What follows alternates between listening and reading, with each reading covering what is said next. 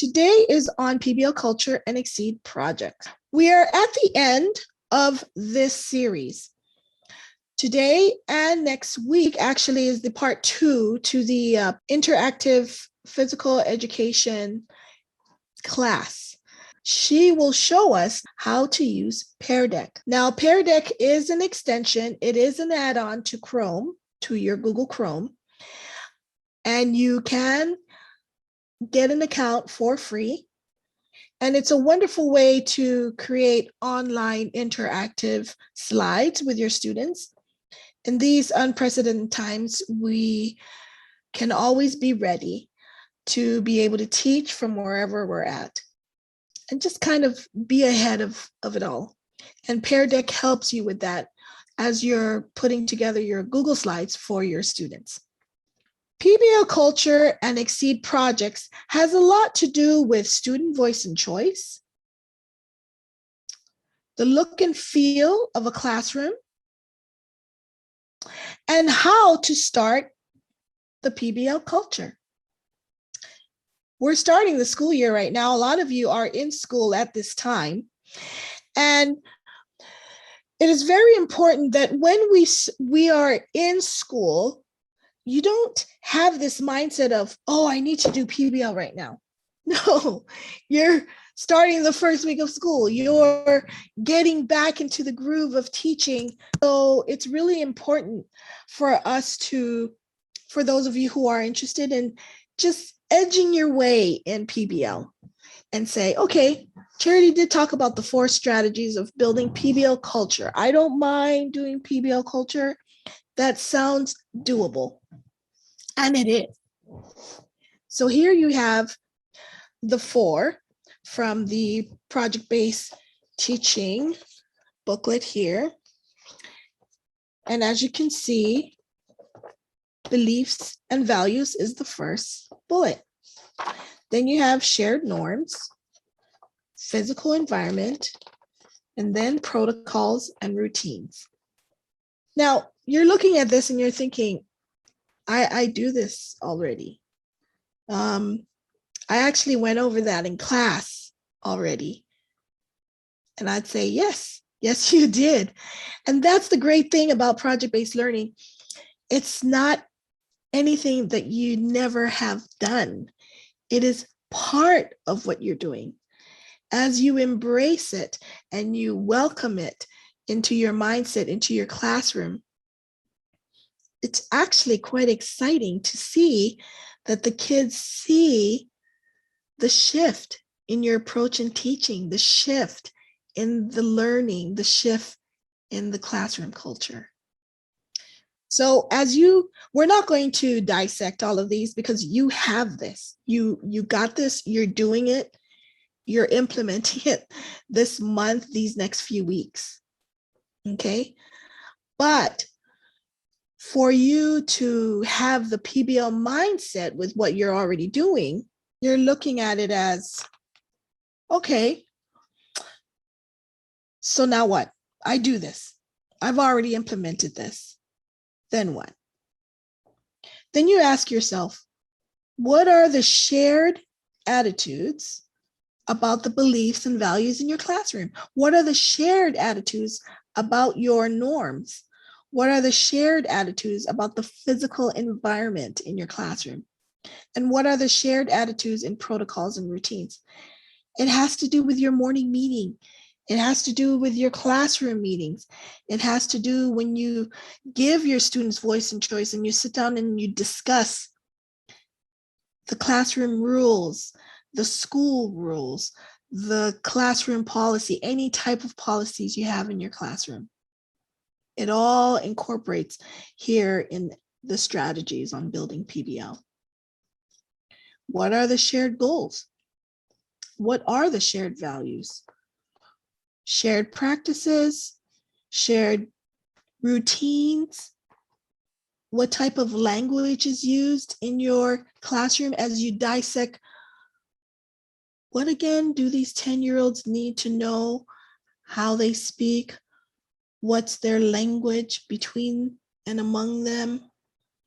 You start analyzing, you know what?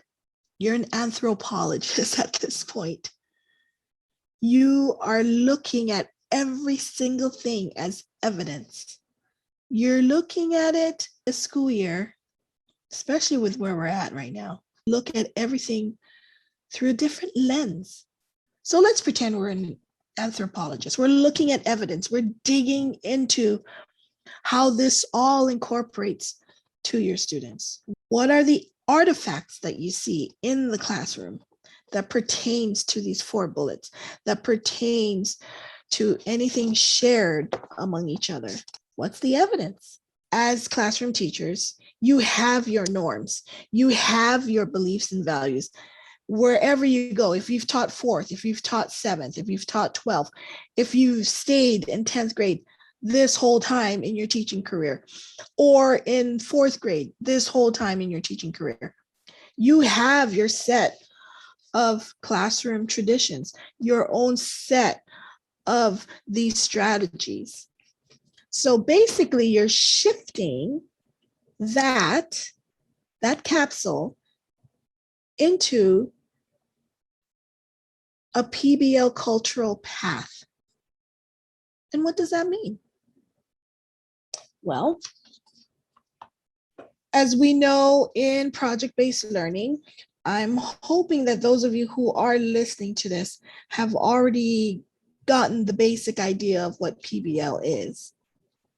You will be able to transfer what this all means in shifting to what you're already doing right now. Let me give you an example. PBL cultural traits, values, and collaboration. That's a huge get in our Adventist educational system. We had an alumni here in 2016. He, as an IT director, he refurbished old computers that came from Loma Linda University. And he drummed up some friendship, some acquaintances, and solidified plans to send these computers to Milo Adventist Academy. Now, you're thinking, well, I've done that. Well, isn't that like what mission work is about? I know of people that have done that, but I've never really done it. PBL, project-based learning, is the vehicle to make things happen that are in your mind that you've always wanted to do but never did, or that you've done before but you'll do it differently.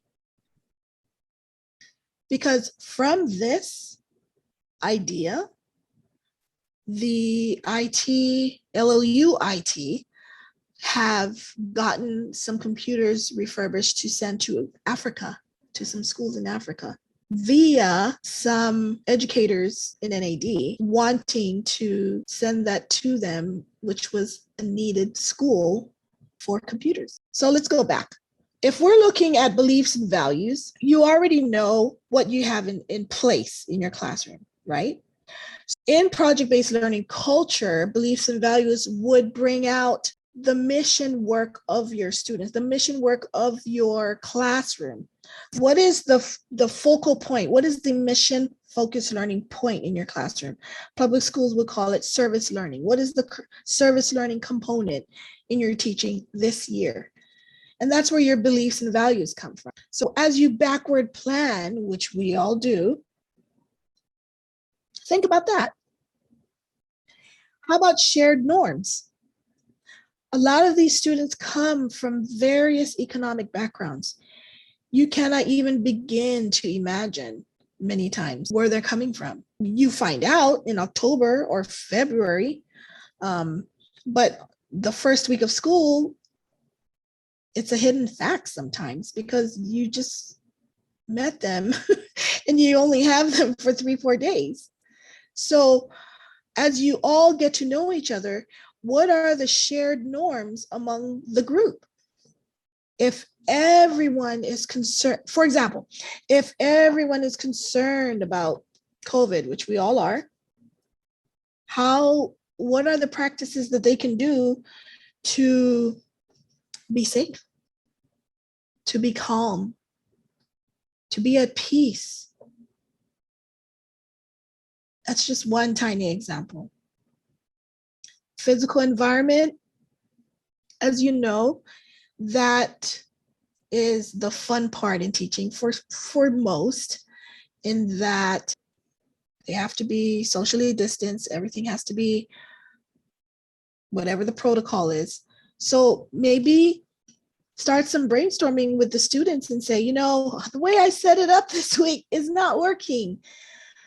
Let's build a PBL culture together and figure out how we can have a better physical environment for this school year. This is a tricky one because,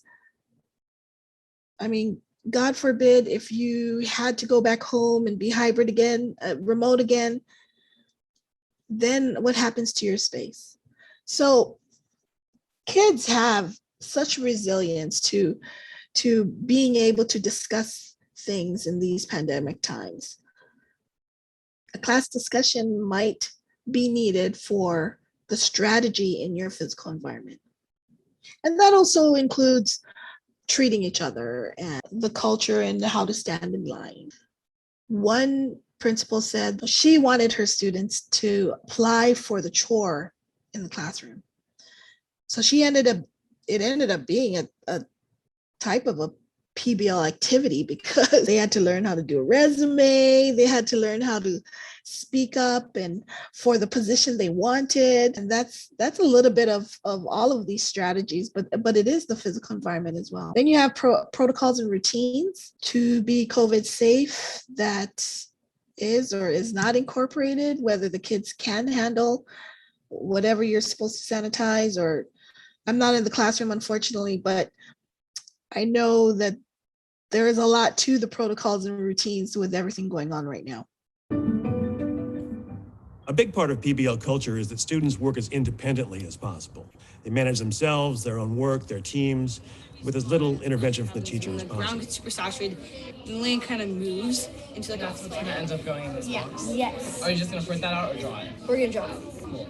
I think. In the beginning of the school year, we've started building culture by learning about the students. So we have a project where we learned about the students, but not only because they're learning about themselves, they learn about each other, but what do they know about themselves so that they can work better with others? One of the things that is in the world is we work together on what this world will be like. So they create class norms. You actually can see in my room. They decide some of the grading structure of the class. They decide how the class is laid out. They decide certain learning strategies. We experiment at different times with different things that they want to try or that I've heard and we try. All of that to help them see that this is only as good as what we make it.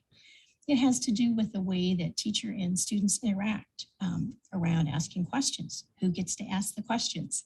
Are students invited to ask questions, or do most of the questions come from the teacher? We are now ready to create our need to know list. What we'll do is each group will share one question, and I'm going to capture it on the sticky note. And what you have to say? I wonder if it's only public schools that have lead in their water. What do you think? I think so. I think because public schools are built off of the taxpayers' money, and private schools are paid with the parents' money, so obviously they probably have cleaner water than us.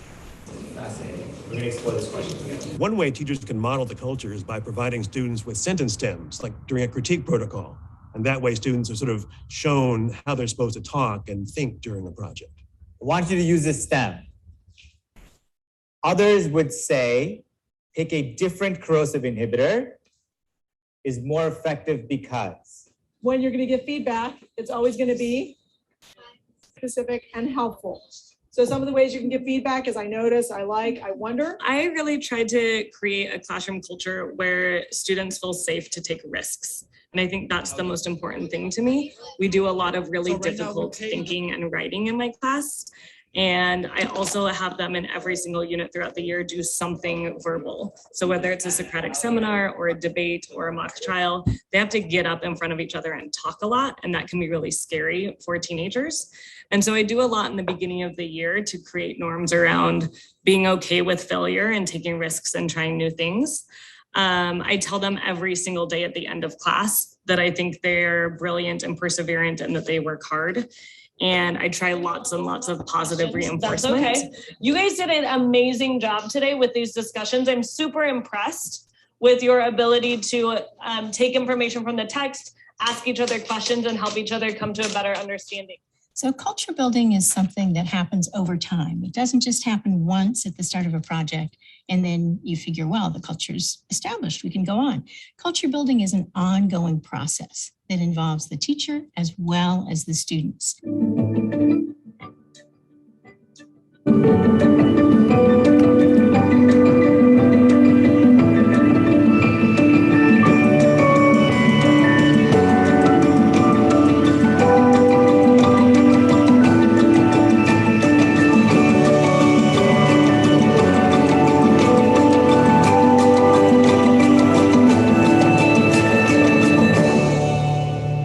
So the project-based learning culture and the student voice and choice in that culture, as you heard, beliefs and values.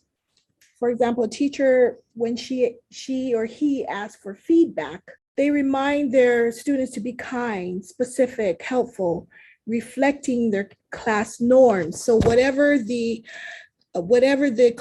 culture, the understanding, the policy in the classroom for how they're supposed to share their thoughts in discussion is incorporated and is practiced in a way that is consistent, so students know by November or February that that is how things are in the classroom. Surveys are sent out so that way they all have an understanding of the culture in the classroom.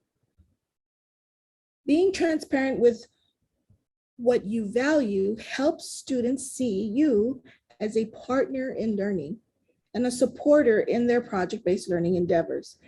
Teachers share their beliefs and values with students directly and through action.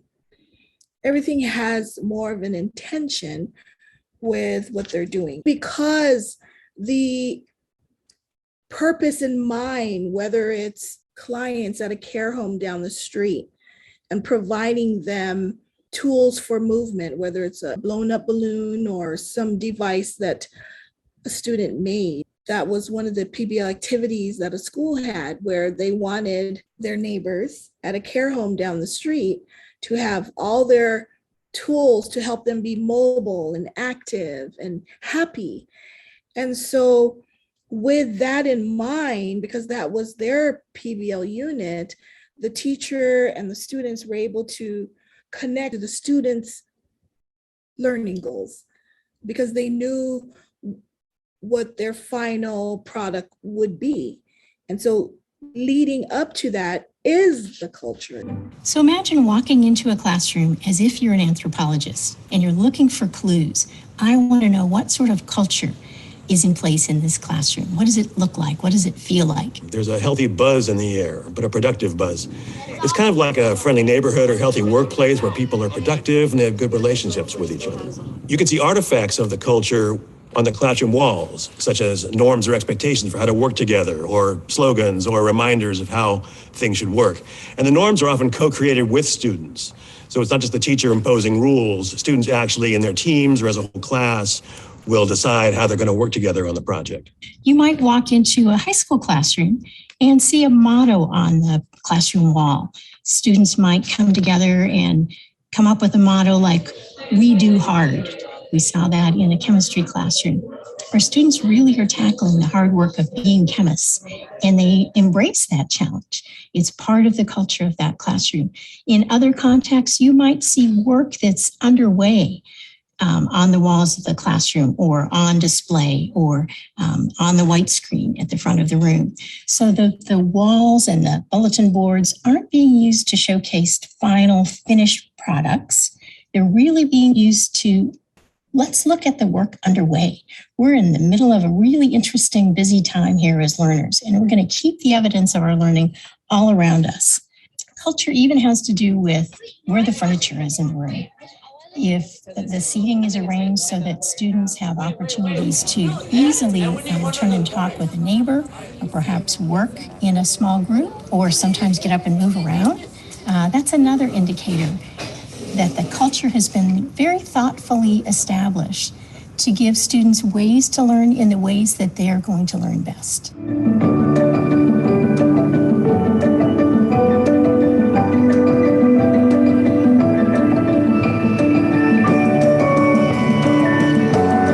So I wanted to bring this out to expect a productive buzz in the air. I'm sure you've all experienced this with your students. Co-create norms and slogans on the walls, whether it's mind mapping or word walls, whatever it is.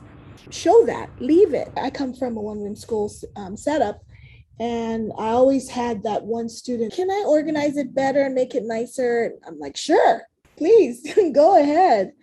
And so when people come through the room, they see what the kids are learning, what they're doing. Display work in progress, exactly that. Have flexible seating and workspaces. Now, that is tricky. It's COVID. What do you do about that? And it is tricky. One teacher said that she had to extend her classroom outside with tables and chairs.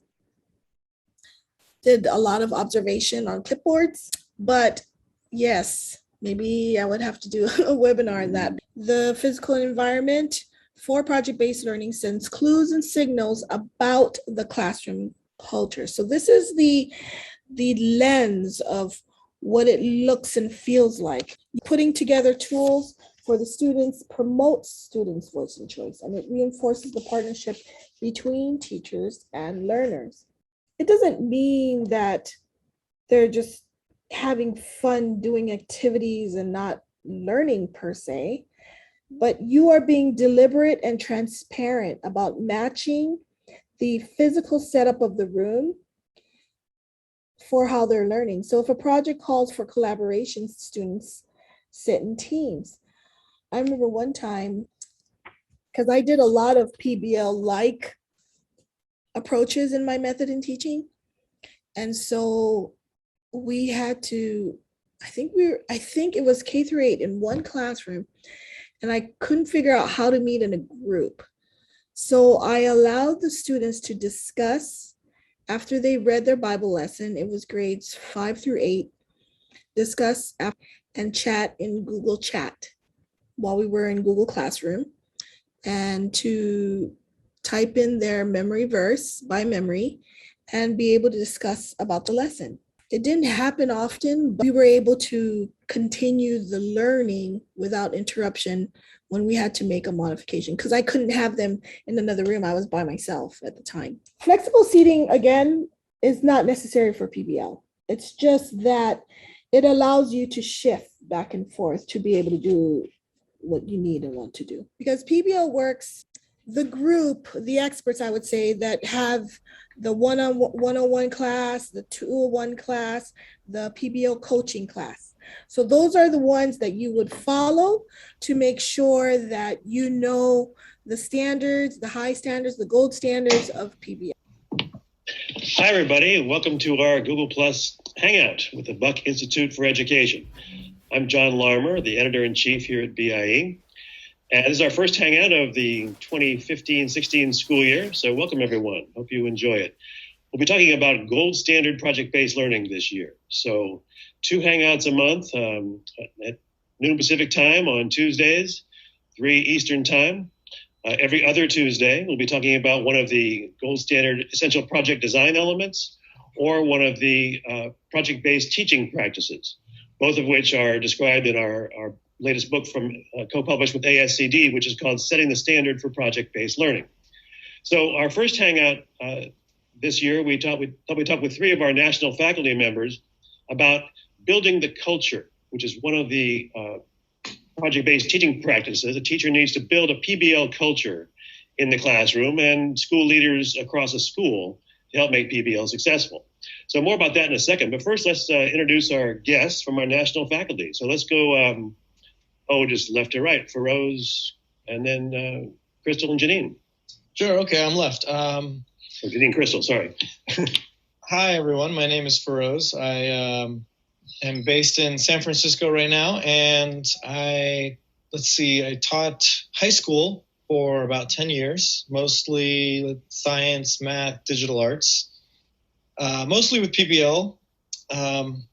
And I'm currently in my 4th year of a never-ending doctorate at UC in education. And at the school, I also work with beginning teachers, doing some coaching, some mentoring.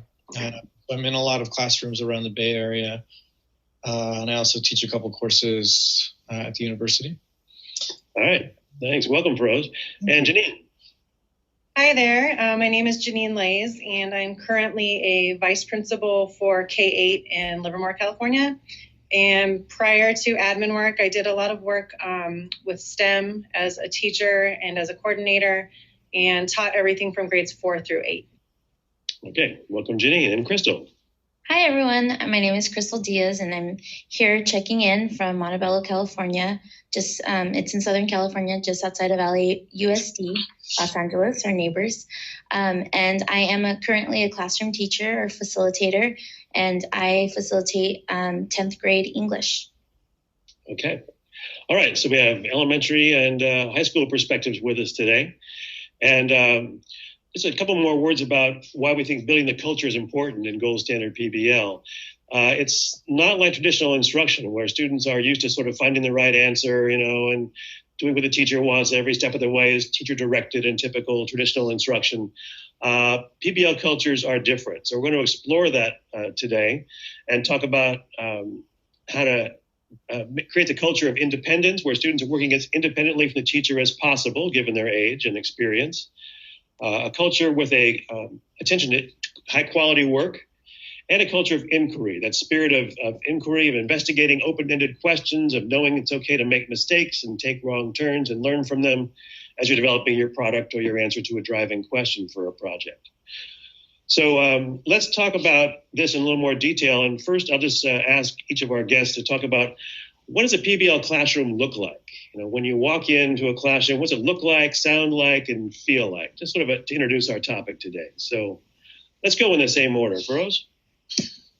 Sure. So this is a question we get asked a lot. I think it's a great question.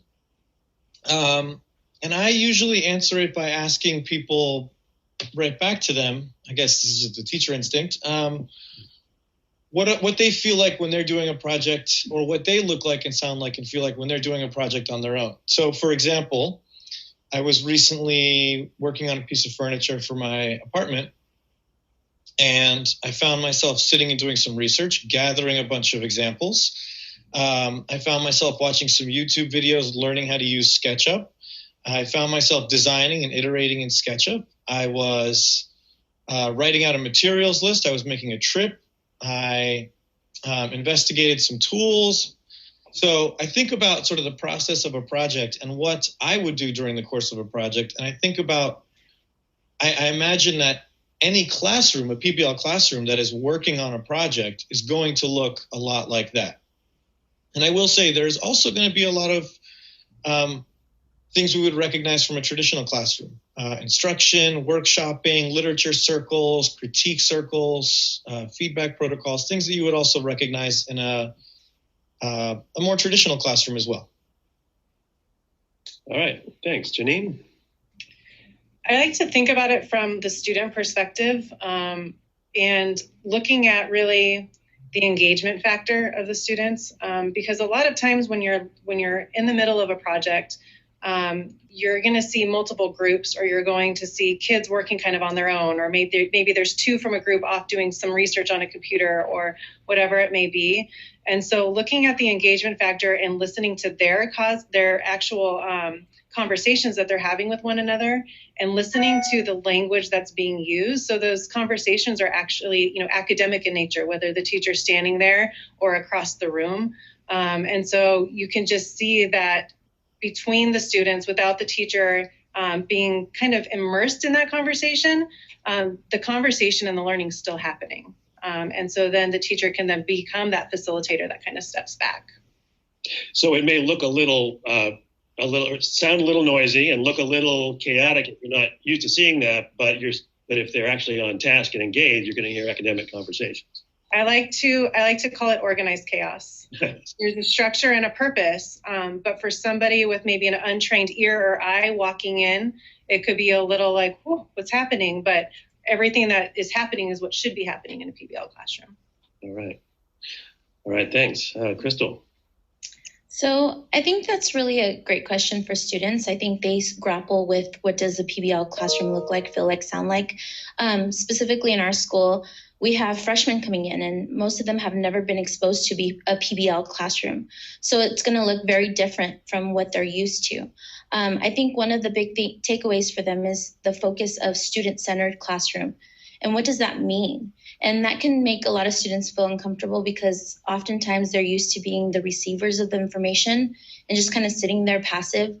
But in a PBL classroom, the student really does, push forward their own learning, ask their own questions.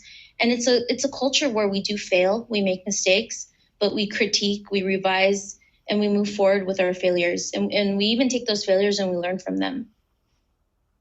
Okay. All right, thanks. So next question, let's focus on the culture of independence. So the idea of allowing students to work as independently as possible from the teacher. Needs to be some teacher guidance and direction, of course, now and then. And students are often working in teams, independently in a team, not necessarily just individually by themselves. So let's talk about that. How do you build a culture of independence in the classroom? I could take it to build on kind of what Feroz already said. With a lot of times you walk into a classroom and you see traditional kind of things or skills or methodologies being used. And so like going back to cooperative learning and being able to introduce those roles of, a taskmaster or materials or a reporter, all of that so that students start developing those roles so that they can become self-managers later, whether it's independently or in a team. And that's a lot of that, we already do that as teachers in a traditional setting. So I think that's a natural kind of lead in to building that independence for PBL. Okay. Crystal, Feroz, want to chime in? Oh, go ahead, Feroz. Sure. Yeah, I like the idea of building a culture of independence because sometimes I think it's easy to think that independence means that we're going to actually remove structures and allow kids to sort of do their own thing. But in fact, I think to have students behave independently takes a lot of careful support and structure, and you really do have to build that. So generally, I think about what my norms are for the year around my classroom. And if there's something like building a culture of independence, I try and really think about what that looks like.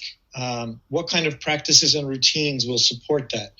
And so I think if I'm going to choose groups, for example, instead of always imposing groups, I may semi-structure the group selection process by having students self-select into group roles, and then maybe I'll finish off the grouping, or I might have students propose a group to me, or if I do choose the group, I may have them write me a group contract, but I'm going to always look for the opportunity to include practices and routines that will support independence.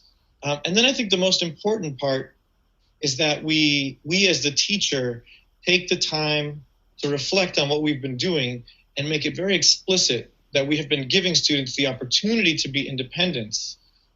Because often I think we as the teacher set up these opportunities to explore independence, but we don't necessarily make it clear or articulate it with students or for students that what they're doing is engaging in a culture of just sort of they're practicing the habit of independence. Mm-hmm. So I think we need to make sure we give those opportunities, both as written reflections and conversations and also as part of our assessments as well. Okay. I think with high school students, sometimes teachers expect them to be very independent, that they should have learned great practices, but, they're still going through a lot of their own changes and need to learn how to be more effective learners. So you do, as Feroz mentioned, you have to create structures to teach them, how do you engage in independent learning? One of the things that our school did, so we wanted to start off the year with a sense of this is PBL, this is what we do at our school. So we engaged all students in a lip dub video, which you'll learn more about right now. So first day of school, students show up and we have our 12th grade students who have been a part of our school. They get PBL, they get what the expectation, but then we have our 9th grade students who have never been exposed to PBL. So we wanted to immediately engage them in the process and also take advantage of the fact that we have experts. We have our 12th graders, we have our seniors, our 11th graders. So our 11th grade and 12th grade seniors came up with a project that they would engage the whole school in a school-wide lip dub video. And they engaged them right away through the PBL process. So immediately 9th graders were asked to think critically on their first day of school. I'm sure a lot of you remember first days of school.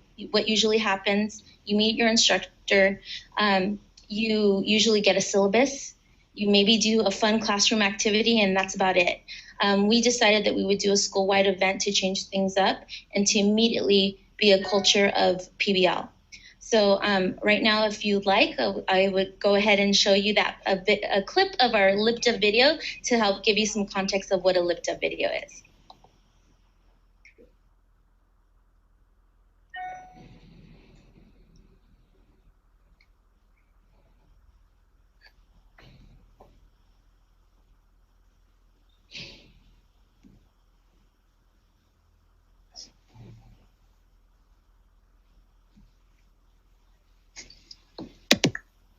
I'm not sure if this sounds.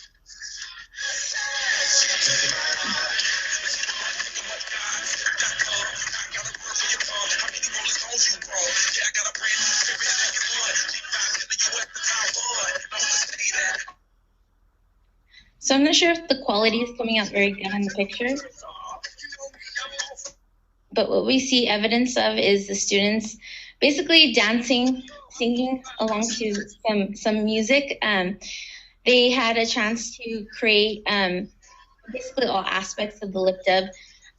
They had to come up with their choreography. They had to organize the process. Here's the students at the end, all of our learners. Straight out of ATC. We're the Applied Technology Center High School. The Iron Horses were actually we're right next to a train, so hence the name Iron Horses.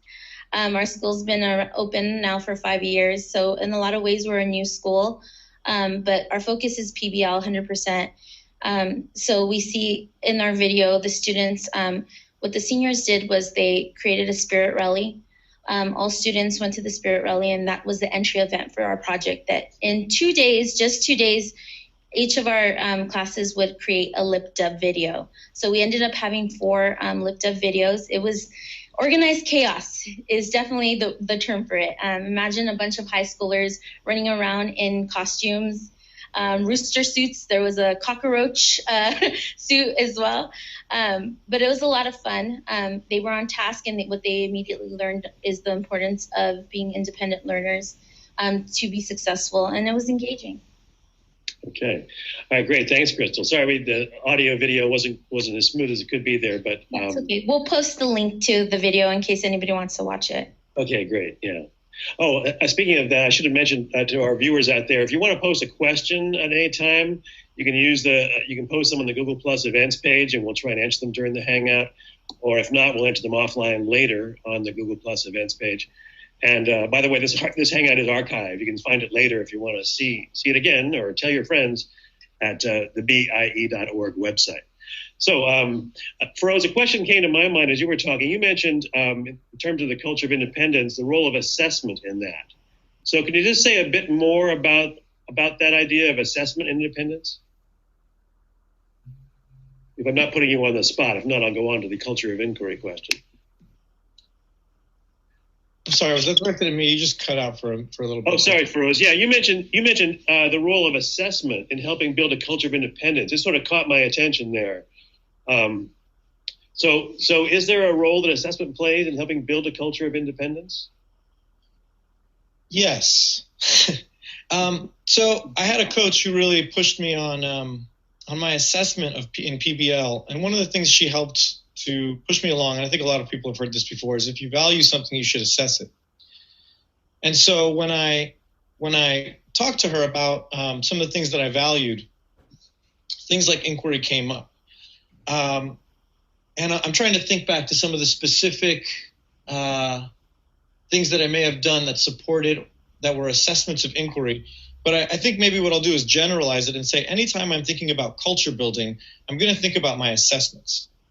And actually, Crystal said something too about beginning on day one, which I think is really important. And so, for instance, with building a culture of, we'll talk about this in a minute, but a culture of craftsmanship in my classroom, on day one, the very first thing we did was we practiced giving each other feedback. And then we started giving each other meta feedback, feedback on feedback. And the very first assessment they ever had was a self-assessment about feedback. So it was my way of trying to say, first of all, when we do assessments, you are going to have a part in this. It's not going to be just me. And it's also a way of saying one of the most important things we're going to do in here is feedback. And it's not just something that we do and we throw into the air. We're going to exchange it. We're going to comment on each other's feedback. We're then going to write about our feedback. And then we're going to do our own self-assessments based on some of the feedback we get. So it's just a way from day one of trying to put in place opportunities to sort of practice these habits again and also be explicit about what they mean and why we're doing them. So on the spot, that's the thing I can think of. But in other projects, I know in some web design projects, for instance, that we used to do, it was a big deal for me that you went out and found some inspiration, which I think was part of being an independent learner, thinking independently. And so it was a big part of their final assessment that students presented their final work and juxtaposed it with pieces that they found as inspiration and explained why that was something that struck them independently and individually. It was a way of getting them to sort of find their own inspiration and incorporate it into their own work and really show very clearly how their work was propelled by their own independent research. Okay. All right. Thanks, Rose. That was helpful. That also reminds me of another project design element, which is reflection, having students reflect on how they got or where they got on the project. All right. Thanks. Janine, let's talk more about the culture of inquiry, how you build that in the classroom. So one of the things that always comes to mind with me with inquiry, it's that the need to feel safe with our questions, with our ideas, with our thoughts, so that we are not responding or throwing something out there that's guarded, but really it's authentic for us, right, in our perspective. And so I think with the little ones, kindergartners have no problem doing that, right? They can throw out their ideas and their thoughts, and they're not even aware of the kinds of feedback or the perception that they might have. But as we get older, obviously that changes. And so I think one of the things that I did with staff, actually, that then trickled into classrooms, and it kind of grew organically, it was this idea of raindrops and rainbows. And so it's kind of like your high and low for the day. But what we did is we kind of twisted it. And so if students were working on a project and it kind of went south, something failed, I talked to the kids and to the staff members about, we need to celebrate that, really, because that is the opportunity, right? So we're going to dive deeper into this because now we know what didn't work. We know a little bit more about maybe what will work. And so we always identified those moments as raindrops. And it's kind of cheesy, but you started hearing it all around campus. I'd go into classrooms and they're like, oh, raindrop, because it was like, oh, I messed up, something happened. And we would pause, and I literally had little raindrops for bulletin boards because it's elementary, right? So we have our bulletin boards, and so they filled out a raindrop, like I failed. And it was cool. We met about it. We talked about it. They kind of put it up there as I failed. Let's celebrate. But then with that, created that opportunity for a rainbow. So without the raindrop, we're not going to have the rainbow. And so they posted the raindrops, and then it was not that it ended there. It was that they continued to work at it. And when they figured it out, we celebrated the success and posted a rainbow with the solution to their challenge. And we started seeing these all over campus. And we did it even at staff meetings. We had a bulletin board in the staff lounge where we would come back and, what risk did you take in your classroom? Did it work? Did it not work? There were more raindrops with rainbows than just rainbows, which means something didn't work, and then they created the opportunity for something to flourish. So that was one thing that we did, and it helped to build that trust and community in the classroom to feel safe, to have a safe place to do that. All right. Great example. I love the idea. Celebrate failure. It'd be a good title for a blog. Can I make a comment real quick, actually? Yeah, sure, Feroz. So in thinking about a high school classroom and rainbows and raindrops, and if that sounds cheesy, I don't want that to be a turnoff to anybody, actually, because I think even in high school classrooms, things that are cheesy work surprisingly well. And on top of that, I think in high school, students have a great way of co-opting things. And when we're talking about building a culture and setting norms, language is very important. And when your students, I remember when we were at a school, we used for a feedback protocol among the staff and in classrooms, we used wows and wonders. And we were very careful about how we phrase our wonders. And I remember students walking into my classroom and kind of, used to shake their hands every day. And they would joke with me about, gee, I wonder why you chose those shoes today. And it was their way of kind of having fun and poking fun with it. But it told me that they have completely internalized what I thought was this cheesy language. And the fact that they had it ready to go, and actually to the point where they could mock it and completely co-opted it, told me that it was sticking and told me that it was something that mattered at some level. So I think, if these things come off as maybe cheesy or they sound maybe like they wouldn't work with an older population and older students who aren't going to be too amenable to like cheesy cliche phrases or something. I don't know. I think actually there is a lot of power to it when it comes to norm setting and language. I agree with you. And one thing that I would even like to add is the role of the facilitator or teacher to be the ultimate cheese ball. Like you have to really encompass that this is awesome. We're going to do this. This is great, because kids pick up on the fact that you might not be interested on something. If you can sell it, right away you have a captive and engaged audience.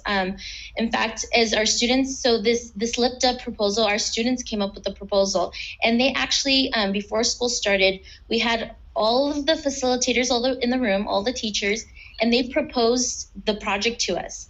And we had to vote if we would do it or not. And one of the things that the kids stressed is, if you're going to do this, let's do it 100%. And all facilitators have to really have energy and have to be behind this. If one of you is not behind it, it's not going to work. So we voted, and everybody voted yes, because seeing high school students with their proposal, just talking about how great this would be for PBL culture, how could you say no? Right. Okay, thanks, guys. Let's get to our last question. We only have a short time left. It went fast today. The idea of a culture that values high quality work. In PBL, we often talk about, producing products at the end of a project or making a presentation. It's not just being done for the typical classroom assignment where kids may not care as much about the qualities compared to a public product. So let's, anybody who wants to start talking about that can go ahead and start.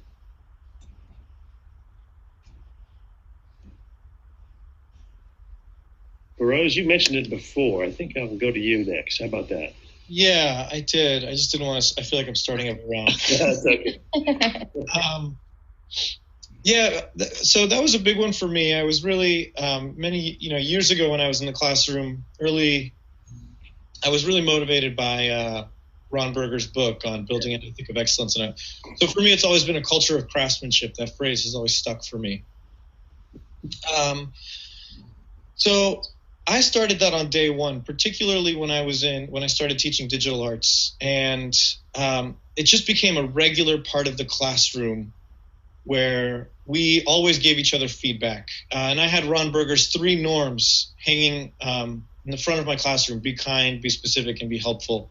And kind was never really an issue with students, but specific and helpful really was. And that was something we worked on a lot. And so students would critique their own work as an exit ticket, and they would give me as an exit ticket a piece of feedback, and I would give them feedback on their own feedback. And I would just constantly work on developing this skill of giving high quality feedback, because I think very often and I think this is true of reflection too, we often ask students to reflect, ask students to give each other feedback, ask them to self-assess. And these are actually very, very complicated skills that take a lot of time to develop. And as Crystal mentioned, 9th graders, I taught almost exclusively fresh babies. And so it was often my job to acclimate them to a PBL culture. And so this was something that we nailed early on. And, you know, with my early projects, we started very small. We would keep them small in scope and go really heavy on some of these cultural elements. And that was an explicit part of the culture, the design to build culture, so that by the end, we would go really, really, really heavy on content, really deep, multiple projects, because our culture was in place such that we didn't have to spend time in April describing what good quality feedback is. We could say, we're going to do a feedback circle 3 by 3. You're going to have 20 minutes to do it, grab a form and get going, and it's all set up. But that takes a lot of work to set that up early in September and October. So I think about, for high quality work, constant revision, lots of explicit language around what good feedback means, always looking at models with students, and asking them to describe what high quality work is so that it's not an externally derived kind of standard. So co-developing what it means to be high quality, using rubrics early and often, but really thinking explicitly about the tools, practices, and routines that are going to build a culture that constantly looks for quality and is interested in quality. Okay. All right, thanks, Rose. Crystal? Helping students also understand that you're not attacking them on a personal level. You're being critical of the product that they create. So once they understand that, they realize that, hey, I could do this over and over again, because that doesn't have anything to do with me, who I am as a person. And actually, I might be a smarter individual if I continue with the process. A lot of times kids come in and they don't have necessarily a growth mindset. They're limited in their thinking about what their capabilities are. So you really have to delve into some conversations of what does it take to have a growth mindset, and how will we use that to create high quality products. Okay, I'm glad you mentioned growth mindset. That's a great point. And Janine? Yeah, so I'm also a huge fan of Rodenberger in that book, and Rose and I have had conversations about it, because it's just, that was kind of what set my wheels in motion, was reading that book. And talking about craftsmanship and knowing the pressures of time for teachers. We hear that a lot. Well, PBL takes a lot of time. And yeah, it does. It does take some time if you want to do it right? You have to invest in it when we talk about culture, when we talk about the process. And so taking that time, like Fro said, up front, to really explicitly teach how to receive and give good feedback, solid feedback, is important. And then what we do that worked for me is that as the year went on, I was a fan of rapid prototyping, so that students were getting ideas out. And so they would have, maybe a couple of different ideas, or it could be separate projects even, that we would prototype. And then really, like, in the spirit of quality versus quantity, I would then go back to them and say, okay, I want you to pick one of these now. Which one are you going to really run with? What do you really want to develop? What are you really passionate about? So you give them some voice and choice in what they really want to dive deeper into. And then they took that project and ran with it. And then they were more invested in it. So they felt like we don't have to flesh out every single project to publish ready, but we could do that with the one that I chose that is most important to me. So that was one thing we did. And then we also did, similar to what Fro said, creating those rubrics for feedback were really important. And so I really spent time in the beginning of the year developing those rubrics with students as we looked at work together, so that they had something to use, a tool, a visual aid of some kind, when they started to provide feedback. Also for our EL learners, there were stems, like sentence stems and frames within those rubrics to help them get started with providing feedback. Okay. All right, thanks, Janine. You mentioned the word ownership, which I think is another good aspect of a PBL classroom culture. The students feel ownership over the work and over the products, over the process. All right, well, thanks, guys. Time is about up. So I'll come back to you guys for a final word and goodbye in a second. But just to remind our viewers that this is on the archive at BIE.org. You can look at it later and pass the word. If you have questions, please post them to our Google Plus page. And there'll be a blog on our site about this topic this week. And we'll be seeing you again soon, but more on that in a second. Let me just get a final word from each of our guests today before I say a final goodbye. And let's not start with Feroz. So how about we'll start at the other end, Crystal, and then Janine, and then Feroz. Oh, thank you everyone for your time. I think, just be awesome. Have a great year. We do so much. We wear many hats. It's all really about creating that PBL culture of trust, respect, and responsibility. Okay, thanks, Crystal. Janine. I think it's a perfect time for this episode, obviously. It was strategically done, right? To talk about culture at the beginning of the year, because there's so much you can do with culture prior to delving into even your very first PBL. And so I think it's a great starting point for anybody.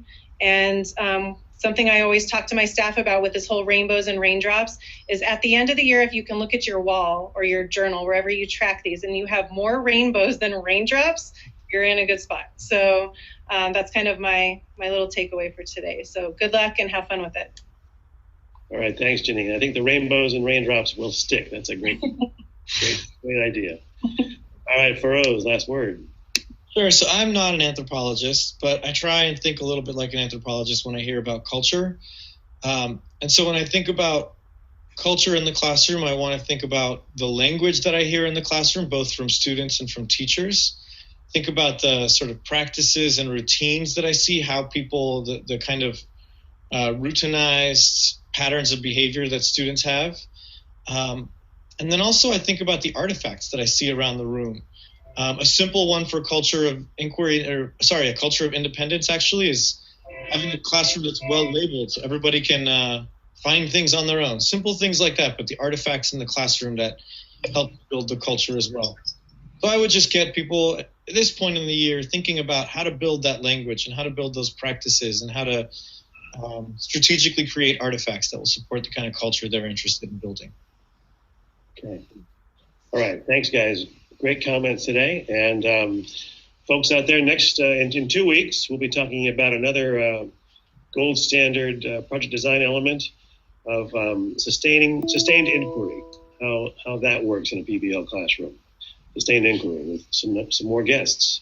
So thanks to our national faculty today. Thank you everyone out there, and hope you're having a great start to the school year, and may all your projects be gold standard. See you next time. Thanks. Bye-bye.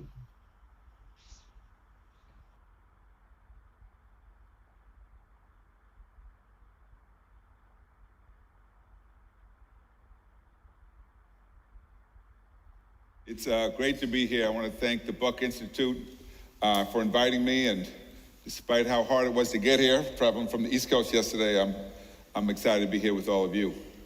I'm glad he mentioned my eldest son, because he would be really happy about that. He's working on his doctorate right now at UCLA, and he often feels as though someone who has a strong commitment and interest in practice is not valued in the academy. And I'll let him know, well, he's valued here. But I actually have 5 kids. Right? They go from age 36, Joaquin is 36, to Ava, who's 7. So it's quite a span. And I often tell people, if you have more than one child, then you're practicing equity at home. That's why I'm an expert at equity. Anybody with more than one child knows they're all different. Sometimes you have to prioritize the needs of one over the other. Doesn't mean you love them more, although some people have favorites. I don't have favorites. But it just makes sense. But as a parent, you're always focused on the outcomes. And the outcomes that matter are not simply how well they do in school. Because if they do well in school, but they're strung out on drugs, we still have a problem, don't we? All right. Or if they get great scores, but are miserable, unhappy people, that's not too good either. So we always have to think in a more holistic manner about our kids and that of our own, and I think the kids that we serve in our schools. Now, a lot of this I got early on, but I got it kind of intuitively. It just made sense to me. How many of you are first-generation college students, or were? Okay, I come from a family. Let's give a hand to all us first-gen. Me too. Neither of my parents graduated from college. Neither of them graduated from high school. But they managed to send all 6 of us to college. Harvard, Brown, Cornell, Berkeley. Big G coming from Brooklyn, New York, Brownsville, where I grew up. That's the part of Brooklyn that still hasn't gentrified. Well, when I got to college, I was awfully intimidated because I didn't feel prepared. And I realized I was surrounded by some of the wealthiest people in the world. One of the people in my class was John F. Kennedy Jr. Right? So I said, well, I'm in over my head here. But I had a great desire to do something practical. That is, to use my education way to make a difference for others. So at first I thought, well, I'll be pre-med. Doctors are helpful. And then I remembered, you know what, I hate chemistry. So that organic chemistry was really a reminder of how much I hated it. I said, well, there must be other ways to help people. And I took a psych course and got hooked into schools, working with kids.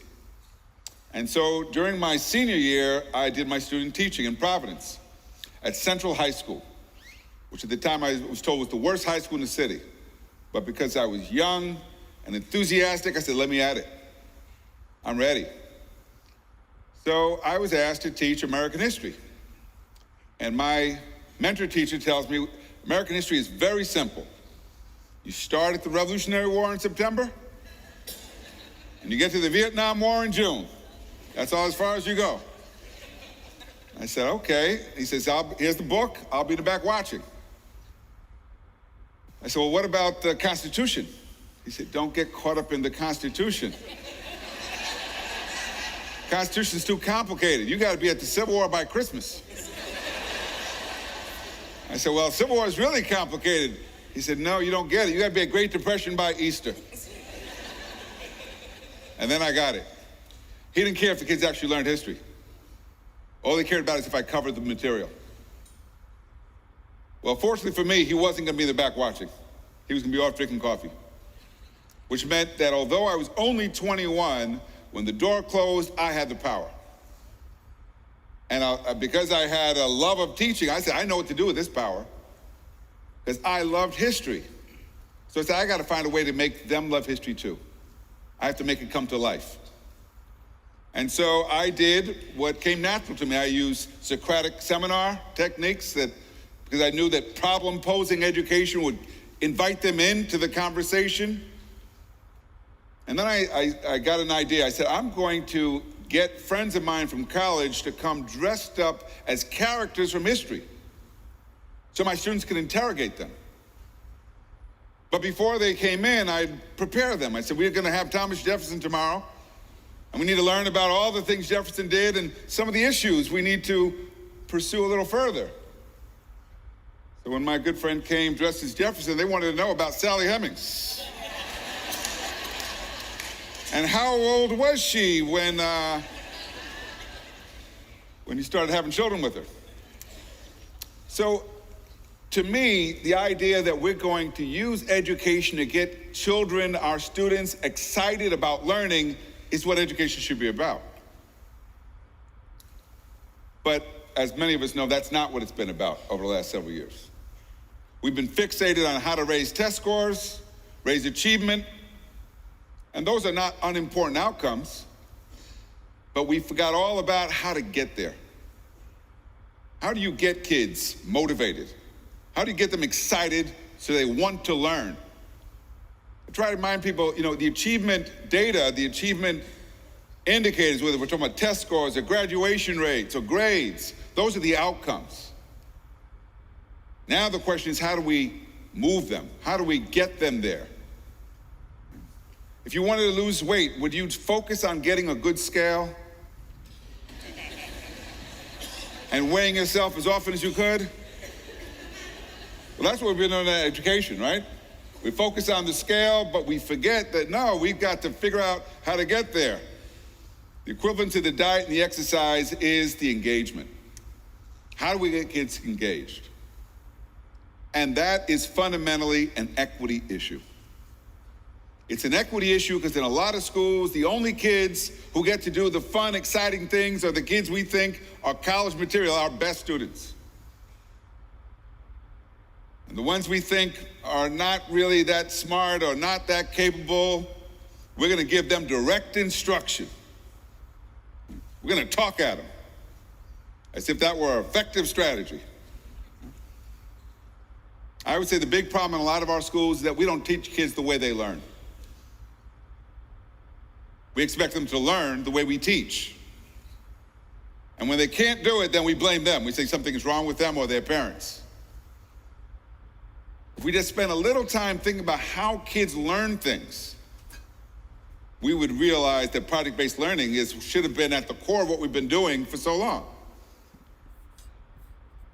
How does a child learn to play a new video game?